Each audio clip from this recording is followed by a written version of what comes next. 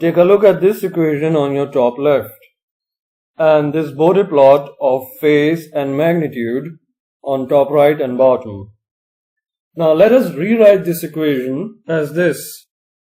At higher frequencies, the expression becomes ROL divided by omega. Now look at the magnitude plot again. The plot for this equation, TJW is equal to ROL over omega, is a straight line, this one, and it intersects the magnitude equals one line, this one, when omega equals to R over L as per the equation. At that moment, from the graph, the value of omega is 10 power 6 radians per second. This is the break or corner frequency.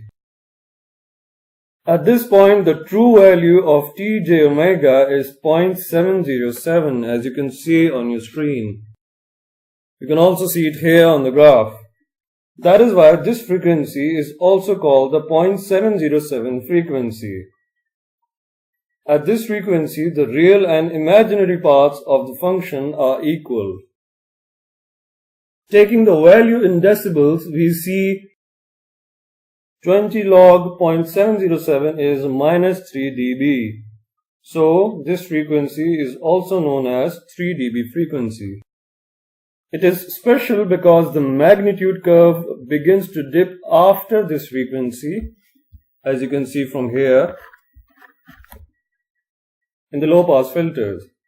The expression of this 3 dB frequency here is the reciprocal of the time constant we saw in previous lesson. You can see it on your screen here.